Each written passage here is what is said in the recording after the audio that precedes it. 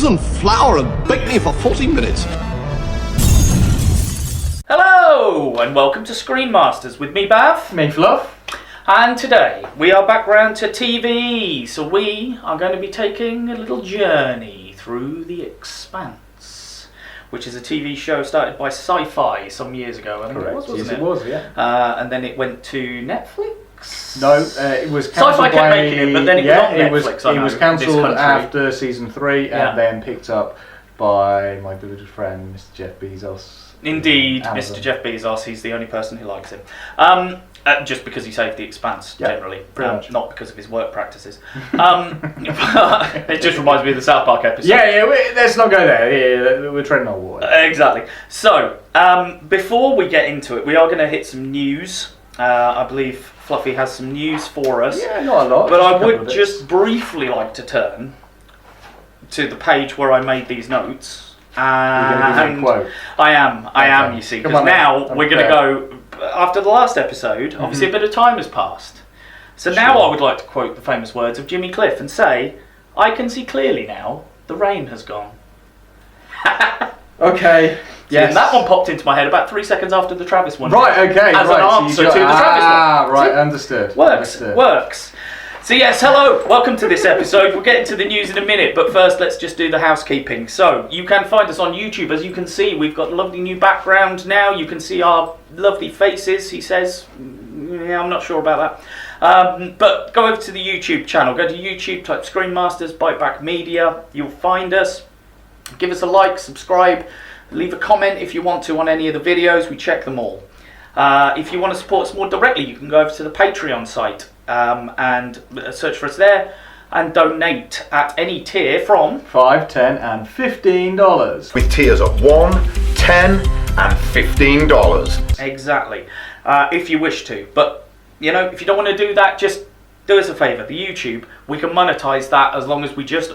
If 10%, 1% of our audience, of our listening audience, went over and liked that page, it'd be damn near on its way to being monetized. So if you could just do that for us, even if you don't watch the YouTube, I don't care. Just please go and put that like on there and that subscribe to the feed, and that will help us out no end. For how to get to all of this stuff, it is as usual, facebook.com/The Screen Masters. Top of that page there is a pinned post with links to all of the places you can find us, including your favourite podcast networks that we assume you're listening to us now if you're not watching us. But there we go. I've had enough of that, so let's throw it over to you and let's get some news. Okay, so nothing too major on the news front, just a couple of points which I'd spotted over the last, week or so, which I thought would be worth mentioning, stuff that you may not know. Firstly, that Doctor Strange 2 has lost the director in Scott Derrickson. He has, due to creative differences. No, I knew you were going to say that. Yes, the age-old creative differences approach. Oh, brilliant. Yes. So we've got our first phase 4 that's dropped it because of creative differences. All I can say is that he is still on board as an exec producer, so he's still involved in that capacity. But yes, he has left as director. At the moment, there is no front runner for taking the position on, but we shall see about that one. I mean, it's quite a hefty film. It's got a lot baggage with it, I feel. I think there's a lot to do with it because series, Scarlet Witch is going to be in it, and so her series must affect it in some way. And I've read a bit of rumoured casting this week that Christian Bale might be joining the cast, but they're not sure in what role. So I've read similar things. At this point. It's, obviously, this being early to mid-January at this point. Well, that was the last we knew at this point. It's supposed to be being cast, but we don't know who has. But oh dear. Yeah. Another on the Marvel side, is Hawkeye has been delayed indefinitely at the moment. It's been pushed back, apparently. Well, this is the thing. When they say indefinitely, it's like basically they've shoved it back on the back burner of the slate. I don't know whether this is because their initial first choice, Haley Steinfeld for the role of Kate Bishop, has kind of fallen through, and that they're not really sure where to go with that. Oh yeah, she'd have been a fab. I watched Bumblebee again the other day. She's so good in that film. Very good. So we shall see. Obviously, Scarlet Witch kind of got pushed a little bit closer, so it's been pulled because I think the rumour mill on that is that it's doing quite well. Everything's pretty much done, so they pulled that a little bit closer. So we'll be getting that, I think, before the end of this year. Interesting. So yeah, but it's kind of shaken things up a bit. I think She-Hulk in there, Ms. Marvel in there. I think they're obviously leading a bit of a difference in terms of what they wanted now that they've put the slate in place. Hopefully this won't disappear entirely, because I still think, you know, a Hawkeye series would be absolutely fantastic. Yeah. You know. Yeah, and like you say, I was all in for a Kate Bishop one, definitely. Yeah. I mean, having read the Matt Fraction, David Archer run on the Hawkeye comic, I love that. I've got that in trade paperback. It's a fantastic run. Yeah, hopefully that won't be delayed indefinitely. You know, definitively. Yeah, then we'll come back again. I'd like to see that. Yeah, and the final bit of news, which came as quite a pleasant surprise for me, Ex Machina, the Brian K. Vaughan graphic novel, is being turned into a movie. By Legendary Actually, Pictures. do I want to say yay? Well, this is the thing. Is it going to be one movie, 2 or 3? I mean, there's quite there's a lot. There's a lot. What does it cover? 10 years? It covers a good. I would say maybe 10 years. Because it like starts at the beginning and it's like 05. Yeah. Or no, it's like we're in the present day. We're in the it's present like day, blah blah blah and then it goes happened back. in this year, and then we go back and we lead the story up to that point, don't we? So for those who don't know, Ex Machina is a graphic novel by Brian K. Vaughan about a guy who becomes the mayor of New York City. But previous to that, he was actually called the Great Machine, hero of the city, after being infected with kind of an alien technovirus, isn't it? And so he gains the ability to talk to machines, and it's very, very topical, because there is a 9/11 scene, which when I read it, I was like, wow, okay, well we're touching that, which again, you know, it's been long enough that maybe they can do something on those. Either way, it's a Brian K. Vaughan. Well, it was an story. alternate timeline. It was an alternate not the timeline. alternate history like Tarantino does. Yeah. It's totally distances itself from the world we understand. Yes, of course. Or deviates itself off at that point. But yeah, so another Brian K. Vaughan. So we've now got Ex Machina, we've got Why the Last Man working on the TV side, and we've also got Paper Girls as well, which I had finished reading, and I'm intrigued to see where all this stuff is going. So just a couple of notes. He's like the new Robert Kirkman. They're like, hey, let's pick up everything you've ever done. Pretty much. And then only one of them works. Yeah. But hopefully Brian K. Vaughan's stuff's good enough to work in many forms. I'm hoping so. I hope so. Yeah. Because he's written some great stuff. Yeah, I mean, the only news I've seen Marvel-wise is our friend Kamal Nanjiani posted a picture of himself looking ridiculously ripped. He had to get ripped for his role in the Eternals. And apparently, like, porn sites have taken his image and kind of used it to publicise their own sites, apparently. Oh, really? Because they've gone, check this guy out. And I don't really understand the link between I quite liked his post, because it's like, I would never do this.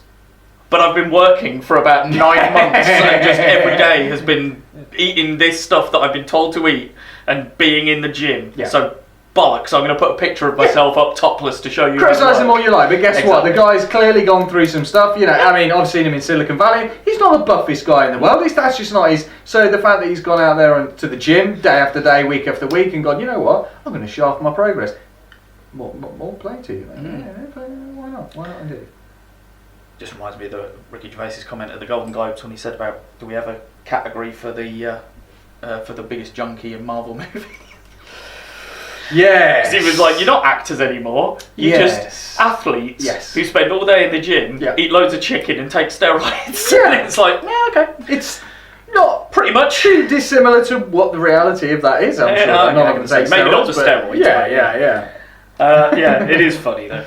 But yeah, because I can't imagine. They all seem to do so much work, and it's just days and days in the gym and eating chicken. Yeah. Plain boiled chicken. Or plain boiled chicken. Lovely. Unless they're vegans, in which case I don't know what they eat. But I have no idea. Like some wrestlers are vegans. What the hell do they eat? Yeah, I know CM Punk was... Because all the wrestlers you hear, they're like, I found a chicken place where I could just get plain chicken breasts, and I just ate plain chicken breasts while I was on the road. And it's like, what do those guys do? Yeah, I mean, it's... Yeah, I'm sure it'll mess with their diet and things like that, and how they maintain protein. There's a question for another podcast another day. Yeah, there you go. That's yeah. Doing that probably isn't a very good idea, because you probably can't hear the microphone very clearly, because I've got a mug in front of my face. Why have you got a mug in front of you? Because I was going to take a sip, and then I I wanted to say something. All right then. Yeah, let's digress. Anyway, go on then. This is your one. Right. The Expanse. Let's explore it. Right. So yeah, I chose this one as I'm a very big fan of a TV series called The Expanse, which is a sci-fi show which is based on the novels of James S.A. Corey. Now, this is actually a pen name of two individuals. Now, one of them actually used to be the personal assistant to George R.R. Martin. I didn't know. Yeah. I didn't know it was a fake name. Yeah, it is. So two dudes who kind of came together. Pseudonym, yeah. And started writing this stuff. And you know what? Compared to the books of George R. R. Martin, I thoroughly enjoy them even more so. So we are a good, 8, maybe 9 novels in now. Okay. So it's I'm a novel or so behind. But that's just because I refuse to buy hardbacks because they're too heavy to hold. And it's that thing when if your first one's a paperback, you kind of want the rest of it a paperback, don't you? You don't want to mess it up. Yeah, exactly. Right. Okay. So just to kind of cover the general plot of the series, we're going to kind of break it down. When I was plotting this podcast, it was not the easiest one for me. I didn't know how to approach this for very many reasons. Now, I'm going to cover the plot, I'm going to cover the cast, and then I'm going to cover the science behind the show before we kind of delve into season by season. Cool. It wasn't the easiest way of trying to figure this out, but there is so much for me to cover that I figured let's do it in this way. So the general plot, set hundreds of years into humanity's future. 23rd century, I want to say. I think the 23rd century is mentioned at some point. Sounds about right. I mean, it's a good, couple of hundred years. So I'd say 23rd, 24th century. The solar system has slowly been colonised. Mars is now colonised. A number of asteroids and various other entities have also been colonised to some degree. Mars and Earth are kind of the two main factors of the system. The belt, as it's referred to, kind of holds it all together. So we've got people living out on asteroids, on Ceres Station, on various other kind of similar asteroids. They kind of are the glue that holds everything together. They mine ores and water from all of the local asteroids and things like that for the benefit of Mars and for the benefit of Earth. So what happens is basically when an individual named James Holden answers a distress call for a ship which is in distress, turns out that the whole system is going to kind of be at odds, and it begins a search for answers to a huge conspiracy which will change the future of humanity forever.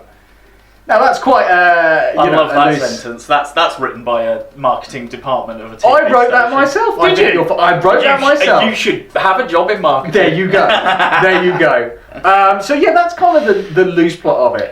We will cover the seasons one by one as it goes. But one of the things that actually attracted me to this is also the completely diverse cast of people I've seen before, people I've not seen before, newcomers, experienced veterans. So I'm going to quickly run through some of the characters just so that we've got an understanding. So we've got Christian Avasarala, played by Shariah Agadushlu. I don't know. Right. Because I know her name. Yeah. And I wrote it down, and then I thought, I'm just going to call her Avasarala. Yeah, Avasarala, yeah. Who is one of my favourite characters, not only in the book but in the TV series. She's of Persian descent, the actress, yes. And I absolutely adore her. She was the terrorists' parents in a series of 24. Yes, she was. Yes, indeed. Yes. And I remember her from that and various other She's things. Been in a great many things. She's awesome. Basically, a political power on Earth, kind of. A heavy presence on Earth as somebody that kind of oversees the government, etc. We've got Thomas Jane as Josephus Miller. What a casting! I mean, honestly, I could not think of anybody better. Yeah, obviously, I haven't read the book, so I don't know whether it fits it, but he's perfect. I can't imagine anyone else doing that role. We got Stephen Strait, who I hadn't realised was in. Was it 1 million BC or something like that? Oh, really? He was the main guy in that, which I never knew I've until never recently. heard of him. Yeah. Never heard of him. But again, so playing the kind of main protagonist in many respects, James Holden. We've got a Brit, Dominic Tipper, as Naomi Nagata, who's just absolutely fantastic. I absolutely love her. The fact that there's a Brit in there as well always pleases me. A Brit with the name Dominique. Sure. As well. Yeah. Wes Chatham as Amos Burton, a truly wonderful character that really doesn't even describe the depths of how we get through to this guy as the series progresses. You slowly uncover little bits, but very brutish looking character. He's got so much depth. He is my favourite character. I figured that he might be. A long way. Yeah. And when I first saw him, because we're both huge fans of Firefly, and I think you can draw comparisons between the two. At certain points, anyway. Certainly in like season 2, there's a very big feeling of the crew of the Rossi, and they feel like a proper crew family. We start to get that feeling. And the first time I met Amos, I was like, oh, so you're Jane. You're the Adam Baldwin role. You're just the brute meathead who's an idiot, who's just one-dimensional. But like you say, with him, just the more it goes, and you see him react to things, and you're like, huh, I didn't think you'd react that way. Yes. But it doesn't seem out of character because it makes sense. And to me, did you ever read Mice and Men at school? I read it for English Lit. Yeah. He reminds me of Lenny. Okay. Who was the one who wanted the rabbits and the alfalfa fields. But loved rabbits so much that he squeezed them too hard and killed them.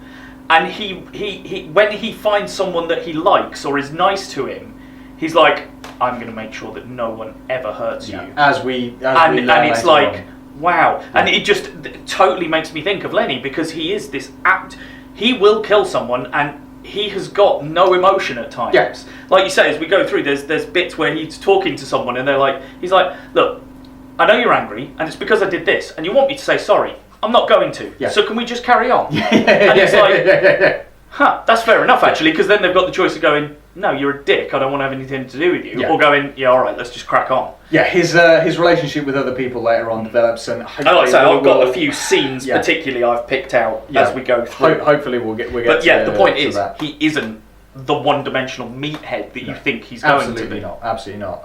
Cass Anvar as Alex Kamal. That guy has a name that should be in Star Wars. Like his real name, Cass Anvar.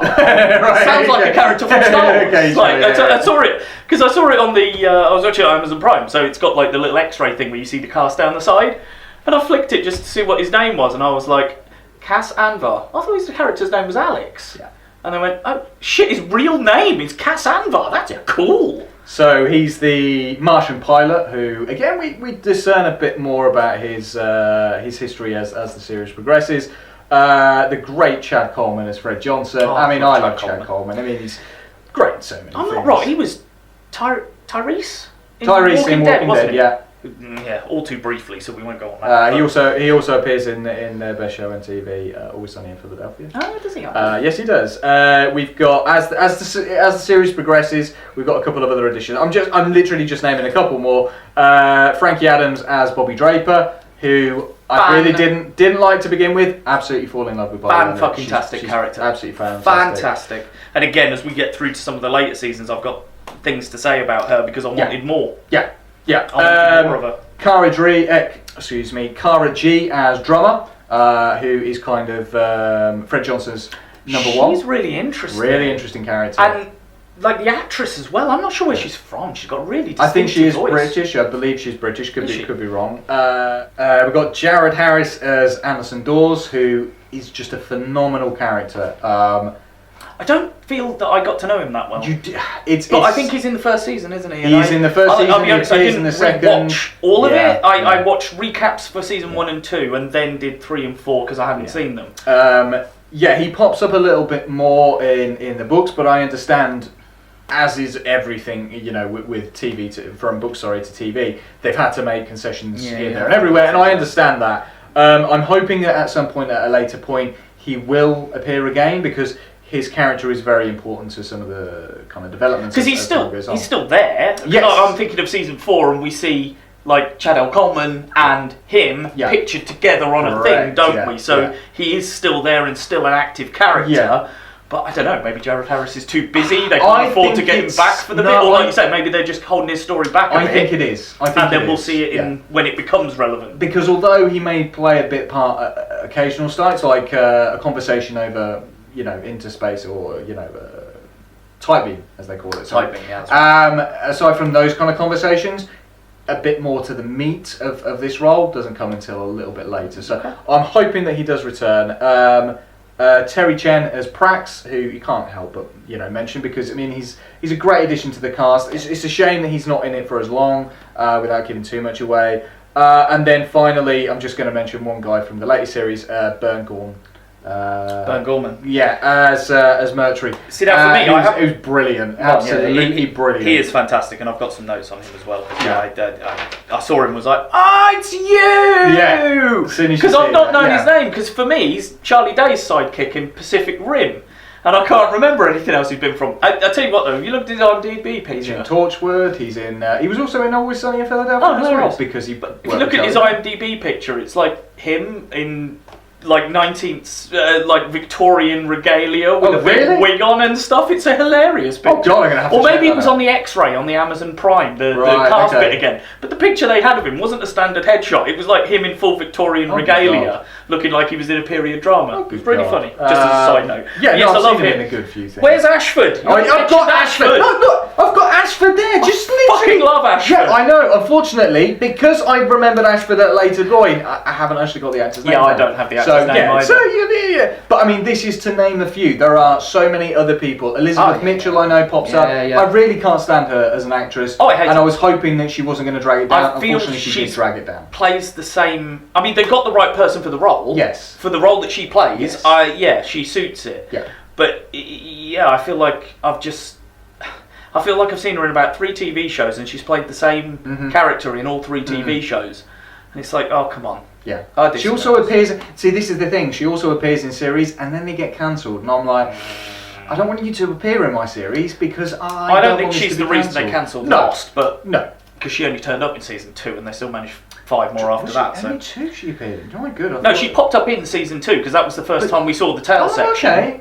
And we got the encampment that she was living in with Ben. Oh, right. Okay. At the beginning of season 2. You remember it. You clearly remember it a lot I'm better. sure it's season 2, not season 3. Me. Because season 3, I'm fairly sure the end of season 2 into season 3 of Lost was the flash forward episode. We may have to cover where we Lost thought at we some were point, flashing back, and actually it turns out we were flashing forward into the future. I wouldn't want to watch it all, but I think it's one that might. I wouldn't want to watch it all either, but I do think challenge it's one of those series again that's been coloured by the ending. I still say, you caught me at season 2 of that show, I was so fucking in. Oh yes, I was on. I fucking loved it, but I don't think you can throw away all of that goodness. There is some fantastic stuff in there. How emotional was it when Charlie got killed? How emotional was it when this happened? When that early on, there was some really good stuff.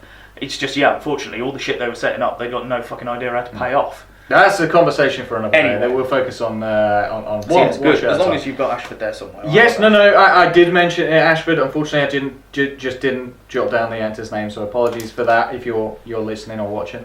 Right, so, but like I say, the cast is absolutely immense. Now, I've heard it in loads of things, like talking about, sci-fi shows don't show people of ethnic origins in prevalence and stuff like that, and I'm like, have you ever watched the fucking Expanse? Because if you haven't, you probably should do. They made a whole thing about Sonequa Martin Green, becoming like the face of Star Trek. Don't know if you watched the Expanse, but I'm pretty sure they've kind of got you beat in that respect. I think it's difficult though, because if you look at the first series, who drives the first series? Thomas Jane. Yeah. And Holden and Miller. Sure. Drive the first series. But that's not there to aren't say a that huge the amount other of women or they're white American males. Yeah. But at the same time, I would argue that Avasarala and Naomi Nagata pretty much front those and two Cas kind of Anwar roles. is obviously of ethnic descent. I don't know where he's from. So, but as it goes, like you say, there are people of colour. There are females in prominent roles. Not playing second fiddle to white males all the time, and getting one over on the white males sometimes, and then showing to be, particularly in the most recent series, the who is it who's going for the positions of power? It's women. Yep. It's a woman walking away, or it's a woman versus a woman. So you're jumping ahead. Sorry. Jumping ahead there. But that's like a general comment. Anyway, Karen. But no, it is. This cast is absolutely fantastic. It just seems to get better and better as the years progress. I only have one, and we've already spoken about this off pod, that they recast Avasarala's husband in the latest series, which really did, did annoy me. I mean, it's not even that I'm upset that they recast someone who I think fit perfectly with her and who she had real chemistry with and played off. Yeah. Because I've seen those two play a husband and wife before in another TV show. I'm sure I have. I would almost go as far as to say he was the Muslim, like the dad in the thing, but I don't think he was. I think it was the Slumdog Millionaire, the guy who's asking the questions. Yes. I think he was the dad. Yes, I think you're right. I think you're very right. But I'm sure I've seen her and the original guy, like you say, from series 1, 2. Yeah. I'm sure I've seen them as a couple before. Yeah, so that was the only upsetting cast. I just don't think the other guy's as good an actor. I just didn't. There was no chemistry between the two of them. No. But we'll get there. So I mean, that was the cast. I mean, brilliant cast from my side. Now let's have a look at the science of the Expanse. Now this is one of the things where loads of interviews and loads of conversations I've read from NASA people who've actually stated that there is a good portion of the science in this show that isn't science fiction, it's science fact. And I absolutely adore that. The fact that they went to kind of a space agency conference of some description. Now this was just as the series had been cancelled for the 3rd season, and they went to this conference and Jeff Bezos was there at the same time and announced to the very audience there that he picked it up for the next season. Nice. And the whole room went into a round of applause because everybody there loved the show just as much as Jeff Bezos. So, good man, Jeff Bezos. Right, so but yeah, to get into the science, right, so there's loads of different notes that I've put on here. Now, one of them, you saw the notes earlier and you were a bit dubious. Go on, so I'll let you actually read the sounds of the ships. Now, unlike other sci-fi shows, you can't have your Star Trek where it's exactly. It's not going to happen. Off into the distance. You can't have your Firefly where there is completely muted.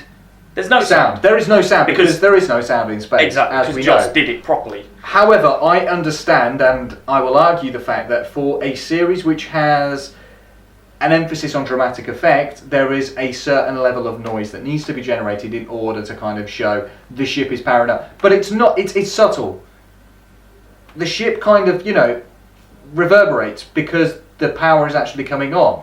It's hummed quiet. Literally, there is silence. When the engine's not running, there is pure silence. When it isn't, there is a bit of noise. There's a flame. You get the sort of exactly flame noise behind. Exactly. When they're firing their guns, you're not really getting the sounds of pew pew in space. You're getting like as though it's just ejected from the from the cannons and stuff like that. So. That's something which I understand. I get it, and I've learned to live with it. Because Firefly is the only show that I've ever seen that has done sounds in space properly. Yeah. Because everyone else, like you say, I get it. You need to do it. You want to do it for dramatic effect, or to imply that something's happening, or so that you can hear the engine, and then suddenly you can't hear the engine, and something's wrong, or I get it. But it isn't right. It isn't science. I get it, but at the same time, you could say the same about Star Wars and Aliens and every other frigging sci-fi absolutely. Like I say, Firefly is the exception to the rules. It's the only one that's bothered to obey the rules. Yeah. But there you go. So we've got the Epstein drive, which is a fusion drive, basically more realistic than any warp drive or faster than light. What's that? Epstein. Because that's the name of the character that comes up with it. Yeah, I know. It's just Saul Epstein. That name's quite topical at the minute. So carry on. Sure. I'm pretty sure they didn't come up with that. No, they didn't. And there is a wonderful little segment in one of the episodes which kind of explains like how he develops this. It was kind of purely by accident that he develops this drive, but it gets to the point where when he's actually out in space and he's using this drive, he realizes that he can't turn the engine off. So he ends up dying as a result of the gravity imposed on him because he's going at these immense speeds that he wasn't prepared for. And he's basically stuck at a chair and he can't move his arms because if he does, it's basically going to snap in half and he has no way of turning it off. And as horrible of a thing it is, it just shows that he was a scientist and that was his experiment. And I really enjoy that. Again, it's kind of emphasised a little bit in a separate chapter to the books. It's kind of a separate thing. So the fact that they included it in the series, I was very impressed by. Zero G is one of the biggest things that I think is really prevalent on this, which is the impact of bone density, like being born in space. You've got the Belters, a culture and a people who are born and bred and live in space. They have no gravity for them to be able to understand like bone density and how it can impact. So they have to have drugs in order for them to be able to live in space. In the books, it's described a little bit more that they're a little bit more elongated. They're all very tall, very thin, because that's as a result of living in a zero-G environment. Yeah, there's no gravity restricting your weight, your height growth. Exactly. It's also an interesting on that zero-G. It's only something I realised the other day. I do think they've got a problem there a little bit, but we'll get to that later. But I never thought about, like Star Trek, for example. There's always gravity on the ships and stuff. And you watch The Expanse and you would think there's always gravity on the ships because they're all just walking around. But you start to realise more and more, oh, hang on, no, it's the boots. I was just about that. They're in one of the total other things I've got zero-G, on my note, yeah. apart from the boots holding them to the ground. And that's not been done before.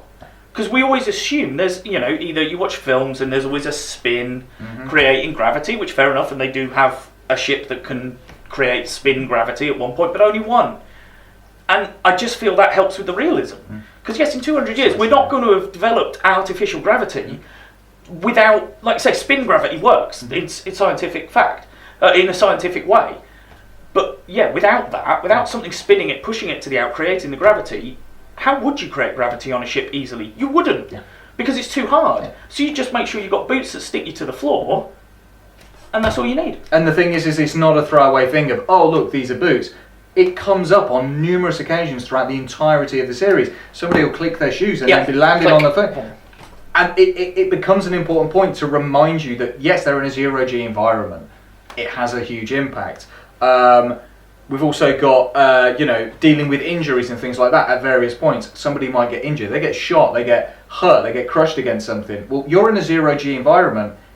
That's not that blood is not going to coagulate. But here's my problem. Go on. So in I think it's series 3, we do get a lot of people injured. Yes. And we're pretty much told in one scene that having internal bleeding in zero-G is essentially a death sentence. Yeah. How was everyone okay in season 1 and 2 when they got shot then? Okay. How is everyone okay going forwards? I can explain that. Someone gets shot in zero-G in this particular thing, and suddenly it's the end of the world. Yeah. But last series we had someone get shot and no one was panicking. No one was going, by the way, this is a death sentence. There is a reason for that, because at the point where they are in season 3, they are trapped in a speed zone. They have no way for the ship to be able to pull a speed at which gravity is then imposed. No, I understand that. But if a lot of the Belter ships and like the Rossi and that, they've never got gravity. Yes, they have. It's the gravity, the G is the speed at which they're going, which is where later on they have to take drugs. When they're going at a certain speed, they have to go at a certain speed. They have to take drugs because their body is not going to be able to cope with the G's. Oh. So that is how in this speed zone. Okay, then I'm really confused. I'm not sure the TV show explains that. I thought it did very much so. The only time I've known people to take drugs in it is Holden in the latest series is injecting himself with something that becomes relevant later on, and is a treatment for cancer, I believe, isn't it? Yes. And then Nagata is taking drugs that I was under the impression were to I'm increase talking about when they're in their chairs and muscle density. When they're in their chairs, when they do the flip and burns and things like that, when they have and they've got the tubes and it goes into that, and you see this horrible liquid, and they're sitting there going, and it's like ice in their veins. That is the chemicals which are imposing the restrictions on. Now I get that in the Mars when Bobby and Avasarala are in the ship. Yeah. Yes, I know what you multiple mean there. times throughout the series.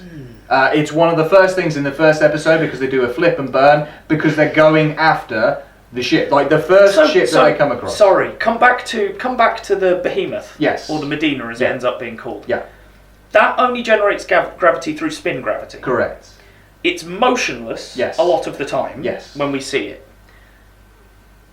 They don't have the spin gravity going most of the time, it would appear. Yeah. So they're all in zero-G. Yeah. All the time. Because the ship isn't moving forwards, therefore it's not generating G. At that point, yeah. And they haven't got the spin turned off. Yeah. We'll get there. I think we'll get to that a little bit later. Just because they've thrown up that you can't have one thing and not the other. if belters can cope in fake gravity and artificial gravity, why can't they cope in normal gravity? Because it's still pressure being exerted by gravitational force that they're not used to in the belt. But again, this is the thing, like at various points, Naomi, when she gets to season 4 and she takes the bone density drugs so that she can go down to the planet, it doesn't necessarily sync up with her straight away. No. At various points they talk about it on the ship. Yes, as a human, Holden, and as a Martian, Alex, and as a human, from Earth, Amos, they can deal with the restrictions of G's a little bit easier, whereas somebody born in the belt can't deal with that. So that's one of the things. It doesn't necessarily emphasise it as much in the TV series, but it certainly does occasionally in the books, and it emphasises the fact that if this carries on, Naomi's going to be the first one to die because her body is not built to withstand the pressures. So, but I did get that. But that's fine. But so anyway, that's Zero G, and there's many other things that kind of come along with that. There's a beautiful scene where Alex is drinking beer, and then he kind of does a little spin and a little rotation at one point. Just a beautiful, wonderful scene. Again, emphasising that impact of Zero G. We've got space in general. The Battle of the Ships. There's no shields at this point. There's no shields and shit like that. When there's a tungsten steel, boom, coming through their ship, it flies past their head and destroys a monitor. And that realistic kind of damage to a ship, if it was an inch closer, it would have destroyed their fusion drive, and boom, they would have been blown out of the skies. Again, there's no tractor beams. It's grappling hooks, essentially. Yeah. And when the grappling hook fires through the shell of the ship, it fires through the fucking shell of the ship and opens and then pulls back again, you know? Yeah. We've got food, which is grown in vats, and on Ganymede, which comes up a little bit later, is kind of the source for the system because of the way that they've put mirrors and how they grow the food, etc., for the masses of the system, because there's a huge population now. There are billions of people. It's not a small population anymore. There are billions throughout the entire system. Yeah.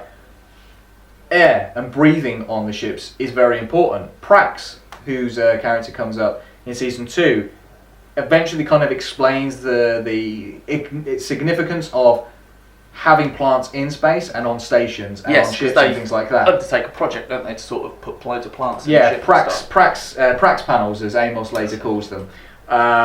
You've got communication with Type Beam. It's not just boom, here's I'm hailing this person and I'm going to get an immediate response. No, there is a 20-minute delay between the message I'm sending here and when it's received on Earth. Again, a realistic impression of the actual. Because again, like you say, they're doing Type Beam is a laser beam, and they literally fire a laser out the front that contains the beam, because that's what you would do. So I suppose I wouldn't really call it science, but the one last thing I've probably got to say is not on the science, but more of the cultural thing is the language of the Belters. Yeah. They've created their own language, and it's just it's a broken English, really, isn't it? But there is the Loda. They say Belter-Loda. Belter-Loda. I don't know what that means, but they say it quite a lot. I think it means belter, as in brother. Okay. That kind of, you're a Belter-Loda, you're a brother of mine, or a sister of mine, or, Belters have this sense of family for all other Belters.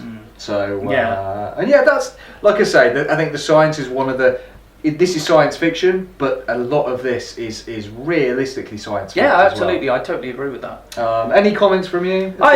Just some general stuff. I mean, again, I remember watching season 1 in the first place, and I remember thinking, because I feel like it was in the sci-fi glut that we've discussed before. In I think it was the Alien episode where I was saying that Prometheus came around at a time, and Pacific Rim came around, and there was a glut of. There wasn't, sorry, not a glut, the opposite. There was a gap. There wasn't a huge amount of sci-fi. I remember watching season 1 and just thinking, fucking hell, this is the show I needed, but had no idea that I needed, It's a fantastic, meaty sci-fi series. And by that, I mean, there's, as you said, there's so much depth to it. All the characters are well-rounded. Whether they're fully explored or not is another matter due to time constraints, but they all have three-dimensional personas, and they're all real. They feel like real people who could exist. There's you can see the mythos out there for it. There's tons of stuff we could still go back to from the TV series and look at a bit more detail.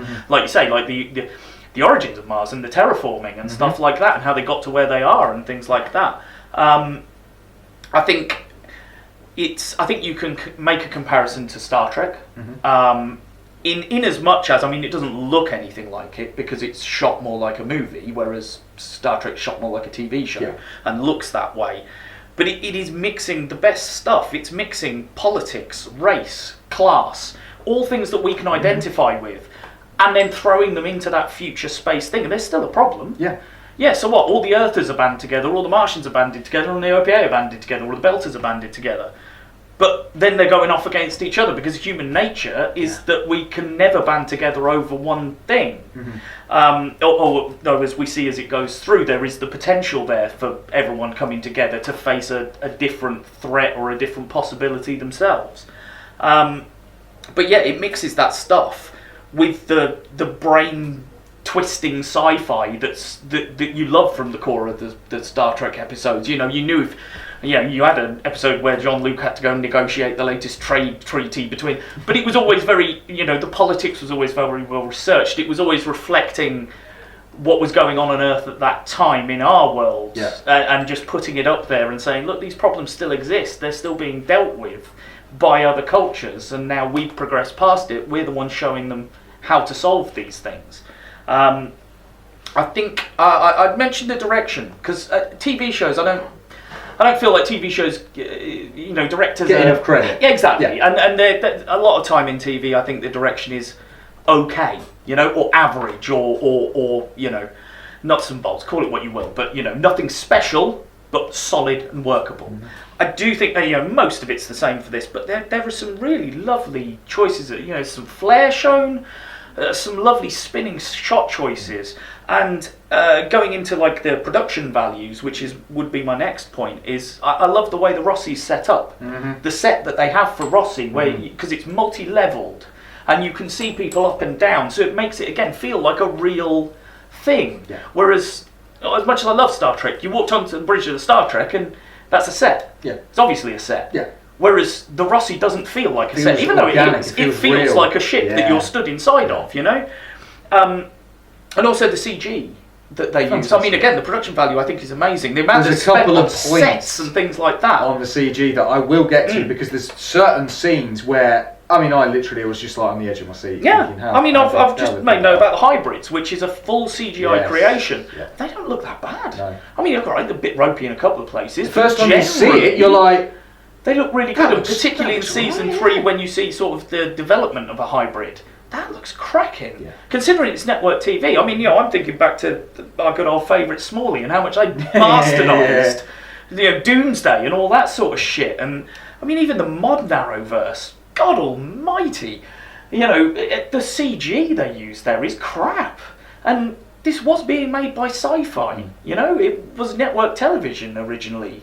And the production value astonishes me from that perspective.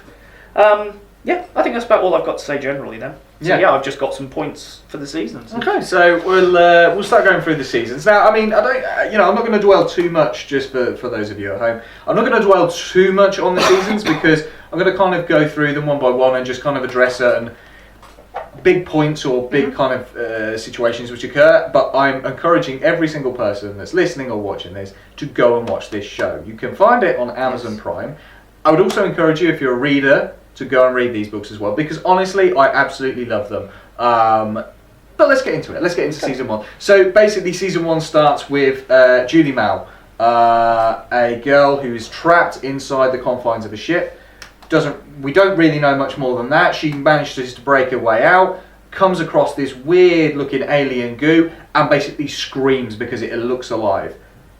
That is the crux of how this series starts, and I think that's great because it adds that science fiction behind it, a little bit of fear, a little bit of terror, a little bit of horror.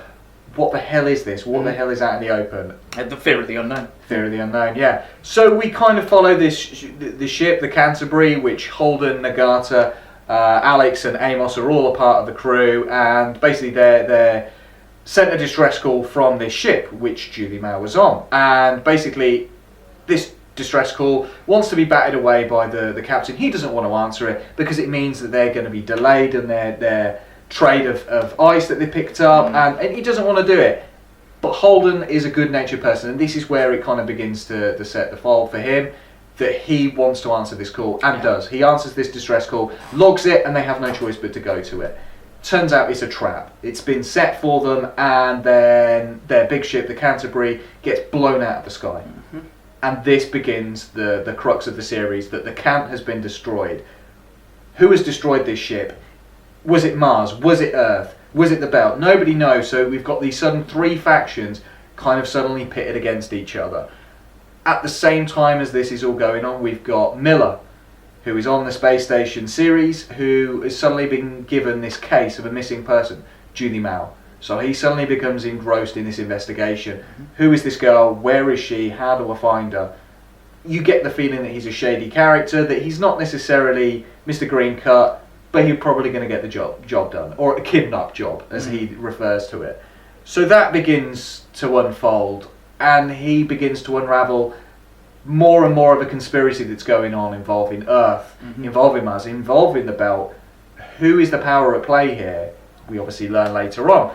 While this is going on, the Rossi gets rescued by the crew of the future Rossi gets rescued by Martians. Is it Tachi? The Tashi. The Tashi, yeah. So they get rescued by Martians, taken on board, interviewed, grilled. You know, there's this cool scene where the Martians, because again it's in the future, they take these drugs where they just pop this little round ball in their mouth, and then suddenly their like pupils become fully dilated, and they can pick up every twitch and every micro-expression. There we go. Which is just again one of those beautiful little things. You kind of watch it. They're being grilled, they're being interviewed, and all this is going on. Eventually, the Martian ship is taken over by these unknown cohorts at this point. The crew of the future Rossi basically managed to escape onto the Tashi with one of the Marines, who dies, and they're left in charge of the ship. Eventually, they christen it the Rocinante, and Fred Johnson comes to help them out, gives them a bit of information, leads them on the right path to discovering who blew the Canterbury up and why. So it begins this kind of whole story of, okay, what's going on? Who's actually in control of the system? And as we learn, there's more and more going on. The series itself and Anderson Dawes. So this is where Jared Harris. Just to stop there for a second. Series is a station within the Belt. Yes, is it? correct. Yeah, Okay, it's one of the. My head. Yeah, it's kind of co-owned, they suppose, by Earth and Mars. Kind of, it's an important part of the Belt. Would that be it's basically similar to Tycho? controlled. Yes. Tycho Station. Yeah, It'd be another similar. that sort of thing. Yeah, yeah. So while this is all going on, they're basically going down the threads of what this whole attack on the ship and other attacks on Martian ships, and what does this all mean? And eventually it leads them to, okay, we need to go to Eros, which is another of, I think it's Jupiter's moons, I believe. And they basically learn that Julie Mao, they don't necessarily all follow the same thread, but they all realise that all signs are pointing to Eros. So Miller, having been fired because he's getting too deep into things, goes to Eros himself. So does the Rocinante. They manage to get the ship and they head out there.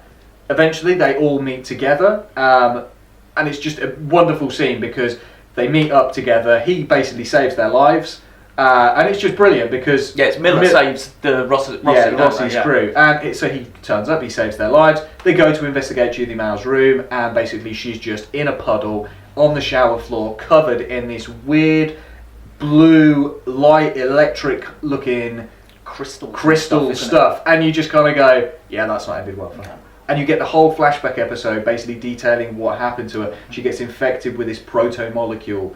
She takes it to Eros and becomes basically patient 1, or patient 0, I should say. This faction of people who's actually turns out is led by her own father. Juliette Mao's father, Jules Pierre Mao, is actually the guy in control of this whole operation, and all of these scientists arrive at the station, put some lasers on her and expand this protomolecule, basically with the intent of it taking over the whole of Eros Station. And that in of itself becomes a huge part, because they start vaccinating people, but it's not a vaccine, it's actually to encourage the protomolecule to accelerate. They put people in radiation chambers, which unfortunately affects Miller and Holden, so they become they become infused with huge doses of radiation poisoning, which becomes prevalent a lot but later in season 4. So they basically spend the last kind of episode trying to get out of the station because the station itself is falling apart. Like, everybody is dying left, right, and centre. Everybody is becoming infected. Yeah. Those in control are trying to shut anybody else from getting out of there. And it becomes this whole story of them trying to get off the station, trying to avoid this alien proto-molecule, and just trying to get away from it all. I mean, Absolutely. it's some of the final scenes of it where the proto-molecule just kind of grabs this guy from the middle of the station and pulls him up into the middle of Eros, and you've just got this blue tinge of light, and you realise that this is building. The best way of describing it is it's building a computer, and it's just building and building and building. And I mean, what a first series! Like, when I watched that, first of all, I was literally on the edge of my seat, going, "I want more! I want more!" Absolutely. Same here. Because it finishes in the middle. It doesn't finish the arc as you would expect from a normal TV show to finish the arc at the end of the season and set the thread up for the next season. I feel I think it's really intelligent the way they put it together at the beginning. Because like you say, you've got the crew of the Rocinante coming together over the course of a season, dealing with the sci-fi, the deep sci-fi aspect. And then you've got Miller running his thread, and as you say, they run parallel for most of the series and then dovetail at the end, which is great. That's good storytelling. But Miller is very much a flatfoot, I want to call him. He feels like he's just come out of a film noir. Yeah, he's Shogun. Is it Shogun? Gumshoe. Gumshoe, sorry, Gumshoe. Gumshoe. Get it right. Flatfoot or a gumshoe. Yeah. But that instantly, if your mind isn't going with the sci-fi, that's our way in. Mm-hmm. That's a trope we can understand. Is the noir flatfoot detective who's going to kick down every door he needs to answer the question, to solve his case, and he doesn't care who it hurts and what he finds out at the time. He just wants to solve the case. And I feel that was a really effective way to bring any non-sci-fi familiar people not familiar with the concepts of what the books and that are dealing with, and what the show deals with.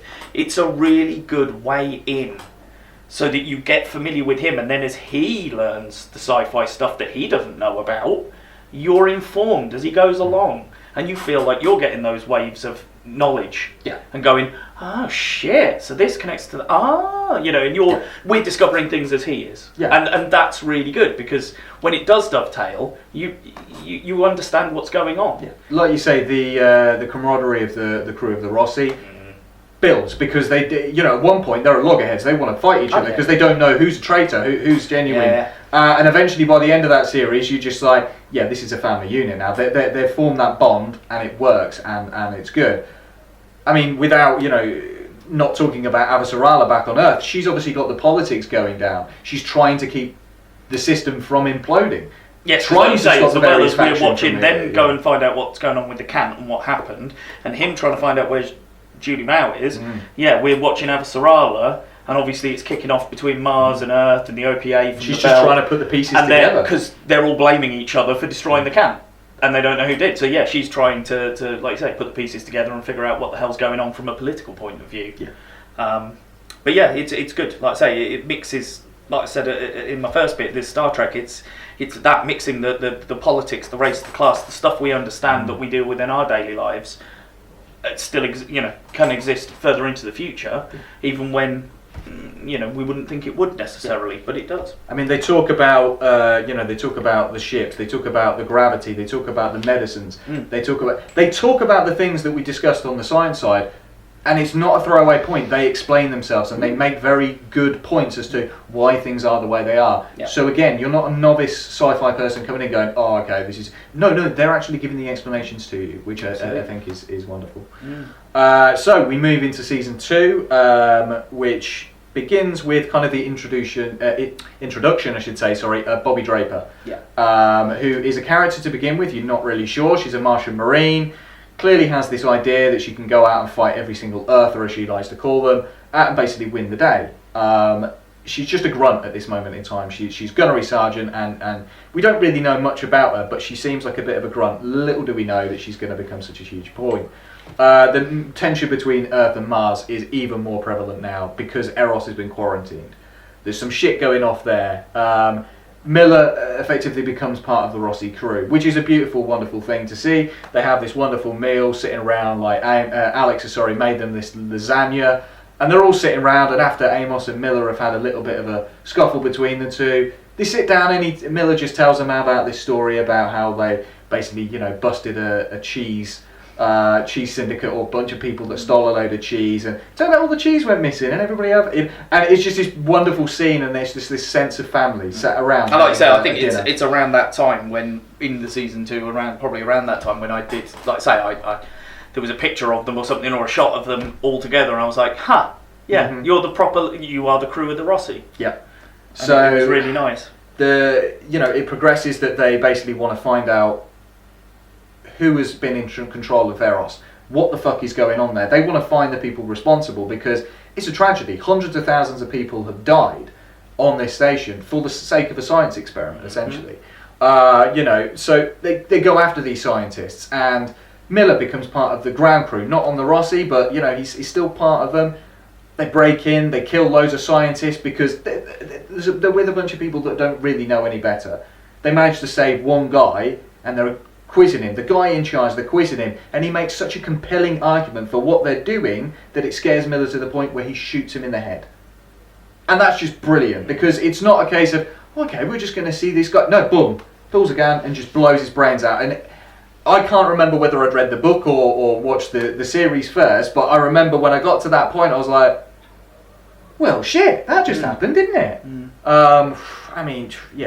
It just becomes a little bit more real at that point. Like, okay, people are going to die, and this shit is not going to go down. Yeah, cool. At this point, a good portion of the crew are kind of in the know now. Okay, right, there's this protomolecule out there. The system is beginning to understand the significance of this. Now, Miller at this point is shunned by Holden because he's just killed a guy, and that completely goes against Holden. And I understand that, and there's then that tension there. While all of this is going on, again, Avasarala is still back on Earth trying to unravel this mystery. Yeah. Suddenly finding that the Undersecretary Aaron Wright seems to be part of this conspiracy, as well as Jules Pierre Mao.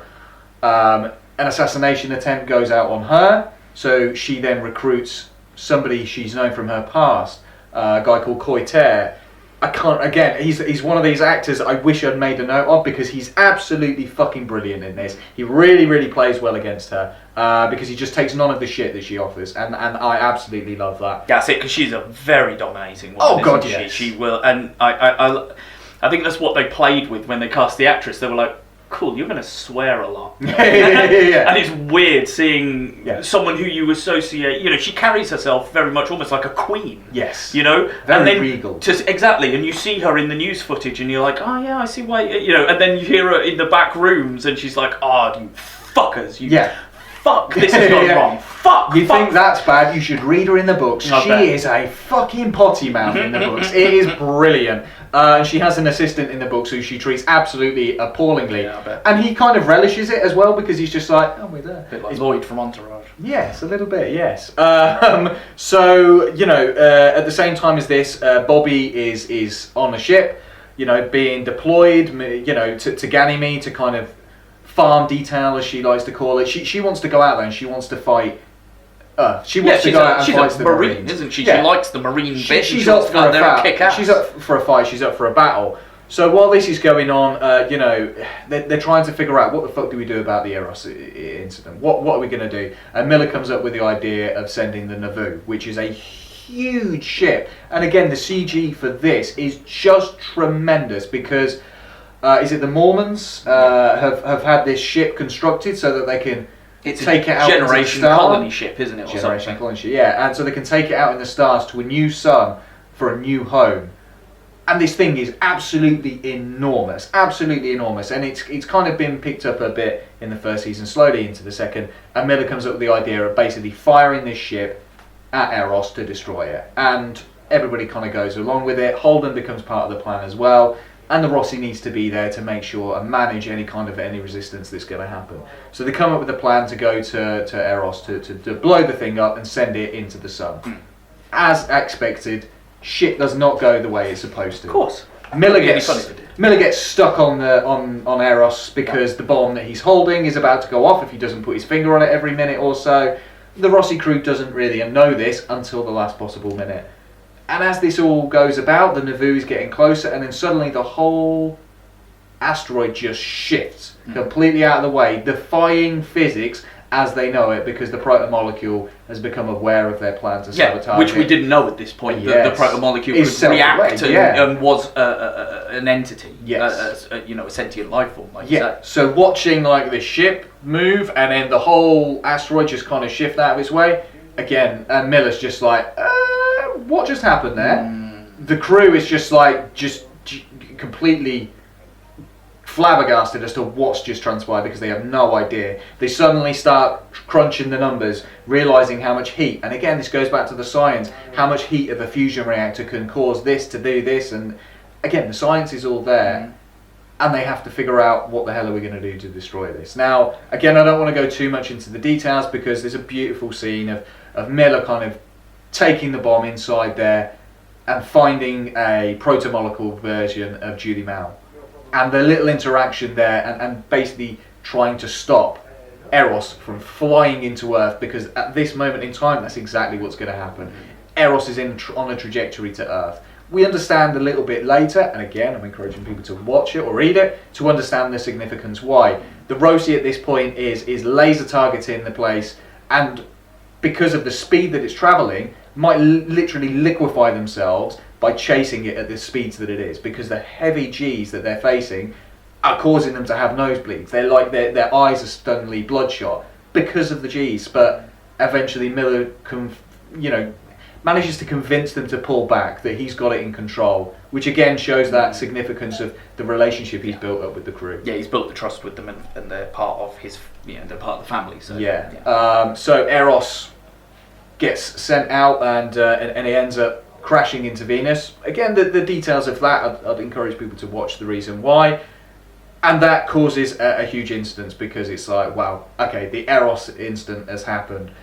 But this isn't even this is the middle of the series now. That we're hitting the second half of the series now. So for Gunny, Bobby Draper, yes, because she's gunnery sergeant, as you say, so they kind of takes a back seat a little bit sometimes. But I adore her. When Yes. she was introduced, I think the actress is perfect casting as well, because she's quite a tall, stocky built girl, isn't she? And she absolutely bang on for that part, especially again as she develops up, and there's scenes where she's against two guys, and she's just sitting there going, look, I'll happily kick your ass again if you want, but can we just do it this way instead this time? And the guys are like, yes, man, because they know they would get their asses kicked, because she's fucking hard. But yeah, I really like her. I've got to be honest, it gets me a little bit, this bit, because we're at episode 5 when the Eros incident later, when Eros goes into Venus, but that's the end of the arc that we've been following since the beginning of the season, and it's just really weird for me. It feels odd because I'm so used to the arc ending at the end of the season. I think they understood the significance of that, because they do change. Seasons 3 and 4 follow much more of the linear of the books. So my assumption would be that book 1 is the end of Eros going into Venus. Correct. Which makes sense. And that's fine. I'm glad that they gave it enough time to breathe then, rather than trying to stick to confines and say, right, we've got 13 episodes to cover this book, go. I'd rather you spill it out if you want to tell the better story. So book 1 covers season 1 and the first half of season 2. Book 2 covers the second half of season 2, the first half of season 3, and book 3 is contained within season 3, and book 4 is season 4. But again, has little shades of future books as well. But we'll get to those as and when we get to the points. So at this point, then the Eros incident has happened. At this moment, Bobby is now deployed to Ganymede, and then suddenly there's the Battle of Ganymede, which occurs, which basically Gunny and her team are attacked, or they believe to be attacked by some oncoming Earth Marines, and it's not. It's a proto-molecule soldier at this point. Oh, the hybrid. The hybrid, and the thing looks scary as shit, and he just rips through her entire team, literally ripping them limb from limb out of these massive exoskeletons, and just completely tears them a new one. And this is where the mirrors on above Ganymede completely shattered because of the battle in space, come crashing down, which leads us into Prax, who is a scientist on Ganymede, who's living there with his daughter, and he basically has no idea what the hell happened. He basically wakes up on a ship which is carrying refugees, and he's like, "Where's my daughter?" And his daughter is missing. So May, isn't it? May, yes. So it's now suddenly a search for him to find out what the hell has happened to his daughter. So he gets, his daughter has been kidnapped essentially, and he wonders what the hell's going on. He gets put on this refugee ship. Now, because they're being rescued by Belters, suddenly the Belters are like, we don't want part of this Inner's war. So they space, as the phrase is for them, they space anybody from Earth or Mars, and they just flush them out into space. And it's a hugely harrowing scene. But they don't do it to Prax because, no, you're one of us, you're a Belter. And it's just like, again, the class system, the way that the societies are completely different now at this point. I don't know whether you've got anything more to add at this point. No, I mean, like you say, but it depends. By the time, because yes, Prax is then, that's the next story, isn't it? So the crew of the Rossi end up in Prax's storyline, and Prax joins them to go off and try and find his daughter. And that's where we end the season, is in the middle of that search, because we're in the middle of a book, I now understand. Yes. But yeah, it's nice, and again, it's a new character coming in, and it's like some of them, because when we get to seasons 3 and 4, there's new characters introduced, and part of me was like, I wonder whether that character didn't get introduced until this book, or whether this character had been a background character in the first 2 books, but obviously we don't have time to cover them properly in a season. Yeah. So you just wait till the season that they're actually important, and then you just make sure you chuck an episode in explaining who they are and where they've come from. Yeah. But yeah, I felt I liked him, and he worked again in the dynamic of the team. He gelled, he fitted in, he became part of the family. Yeah, they have taken liberties, I will say, with some characters from the books to the TV show, as they have to. The character of Drummer kind of envelops, in season 3, envelops another character from the books, and his name is Bull, and basically he doesn't exist. His role gets expanded into Drummers, and there's a reason for that, because adding too many new players to the board becomes a bit of a problem. But yeah, so as this goes on, we've got Prax, who meets up with the Rossi crew, who are on Tashi Station, save Fred Johnson's life from mutiny, from Tycho, not Tachi. Sorry, yes, Tycho Station, and save Fred Johnson and his crew basically from mutiny, from other OPA agents, the Outer Planets Alliance, and basically he saves the crew, and then he lets them go on their way to go to Ganymede, even though he doesn't agree with it, because they've spotted a signal which could lead to a proto-molecule over there. Obviously there is, because we know that there was a soldier there. Bobby at this point has been saved.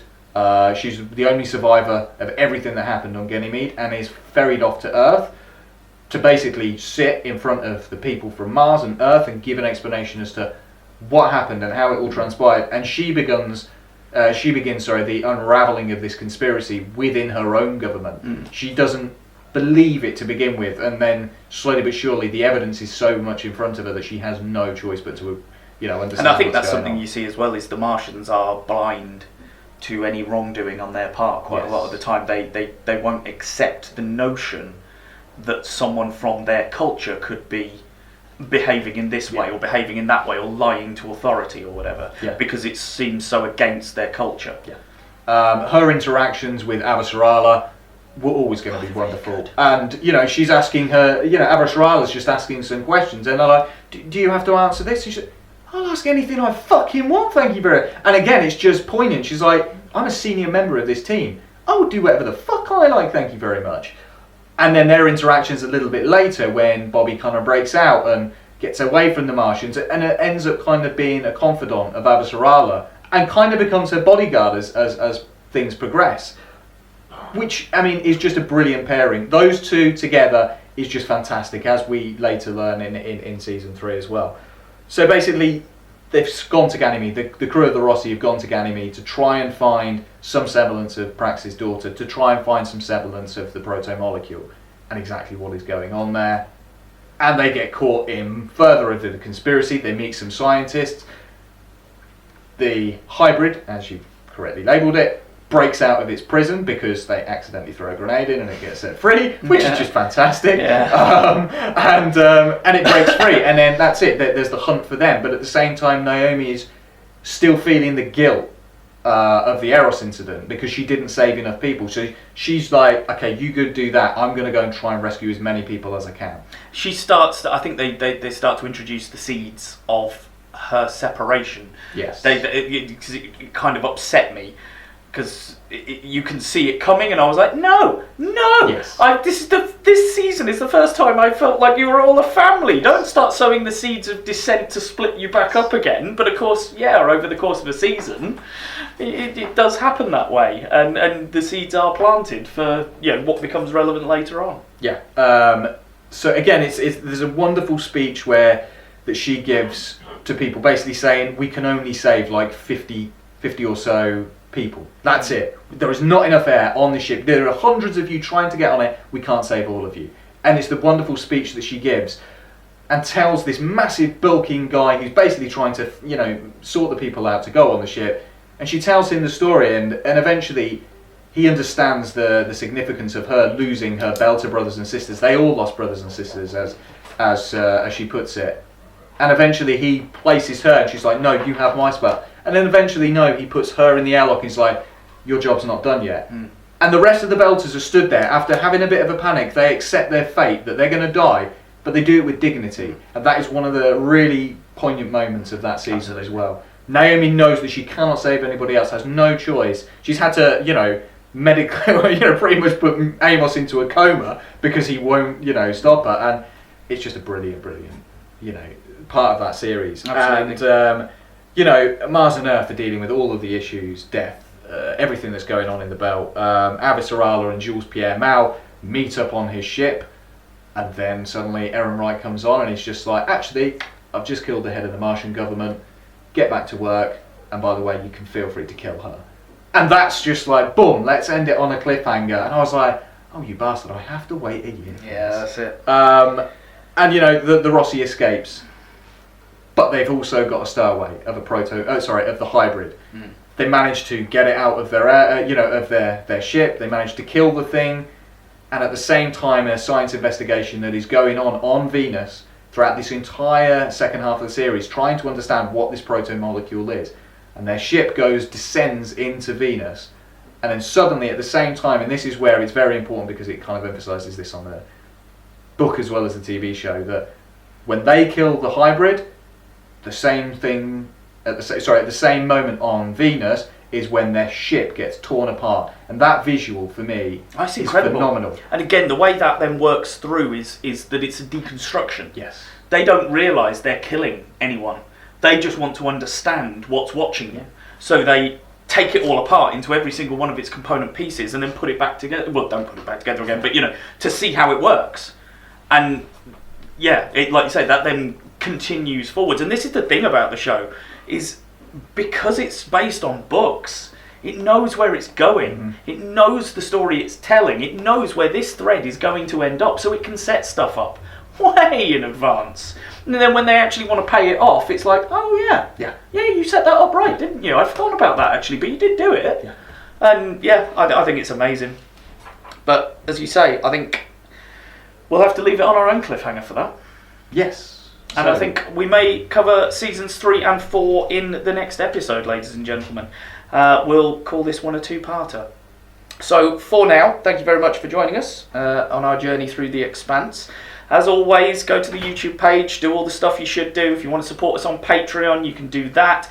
All the links you need are over at facebook.com/The Screenmasters. Facebook.com/The Screenmasters.